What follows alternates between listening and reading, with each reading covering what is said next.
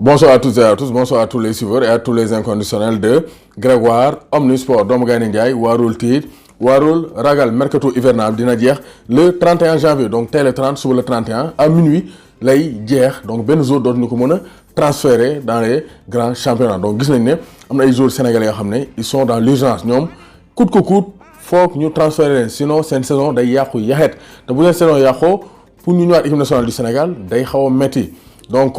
bu gerte gi yàqoo tigga bi dootul neex donc maafe bi aussi du musa neex donc foog joueurs yooyu am des points de chute comme Moussa Wagué loolu ñëpp xam nañ ko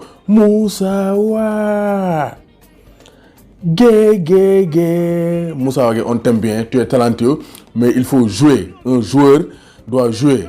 un joueur c'est quelqu'un qui joue donc quand même Moussa Wagué il doit quitter le Barça Valence wax nañ ko fii Leicester Torino mais ses agents doivent lui trouver un club wax nañ fi dernièrement l'OGC Nice de Patrick Vieira mais gis nañ ne ça n'a pas abouti donc Moussa Wagué il faut que mu quitter donc le FC Barcelone pour mën a jouer parce qu'il ne fait pas partie des plans de Quique Sétienne donc Moussa Wagué mooy le premier candidat qui doit partir et qui est dans l'urgence deuxième candidat c'est Mbaye Diagne moom Bruges dañ ko écarté depuis penalty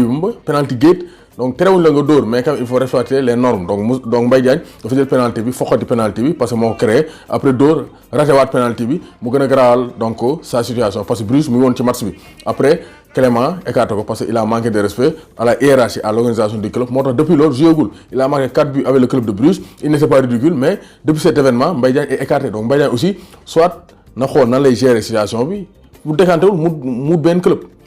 Donc je pense que c'est mieux sinon il risque d'être écarté pour le reste de la saison sinon ñu koy joué loo ay match coupe wala di ko joué loo avec l'équipe réserve parce que quand même actuellement gis nañ ne Bruges ils ne sont pas dans une dynamique de réintégrer Mbaye Diagne donc Mbaye Diagne war naa xool fa la war a dem sinon saison bi dina yàqu alors que l'année dernière donc def na saison bu jéggi dayoo il a fait partie des meilleurs buteurs en Europe donc quand même Mbaye Diagne il faut qu'il trouve une solution à sa situation donc benn lion bi c'est Henri Saivet li problème am Steve Bruce wax na ko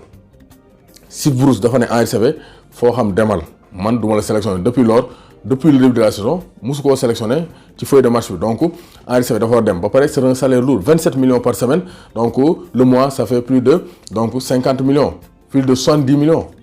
donc Henri Saivet c'est un salaire qui est très très lourd pour Newcastle moo tax Newcastle dañ ci bëgg a débarrasser wu mais Nîmes ñu ngi ko doon approché mais Nîmes du club bu mag donc salaire Henri Saivet mooy frein c'est un frein mooy bloqué affaire yi blocage bu Mbaye Dièye Faye donc blocage la donc pour Nîmes moo tax Henri Saivet actuellement moom aussi xamul quel point de chute la war am donc c'est pourquoi quand même c'est un peu difficile pour Henri Saivet donc beneen lion bi c'est Youssouf Sabaly encore un faux départ donc Youssouf Sabaly à chaque fois day dem Fulham day dem Valence day dem Napoli donc moom à chaque fois ay faux départ lay dem on ne sait pas donc où ira Youssouf Sabaly en tout cas moom aussi war naa quitter parce que Girondins de Bordeaux yi donc atteindre na donc ses limites foofu parce que amatul dara lu mu fay prouver war naa mën a jël une autre tournure dans sa carrière parce qu'il est jeune il a 26 ans mën naa dem Espagne wala Angleterre pour mën a améliorer sa carrière et jouer dans le plus haut niveau donc gis nañ Baye Omar Niass aussi moom aussi il est dans une situation Baye Omar Niass moom aussi kenn xamul ndax bët set na wala guddi lañ ne parce que moom Everton da koo bëgg a jaay mais Everton gisuñu club bu positionné wu pour mën a jënd réellement Baye Omar Niass moom aussi donc c'est un boulet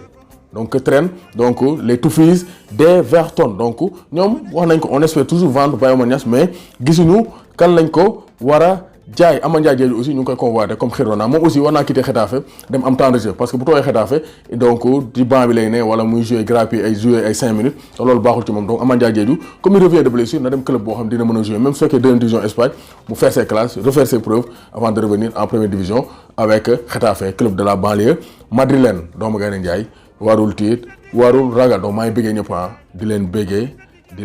bëggee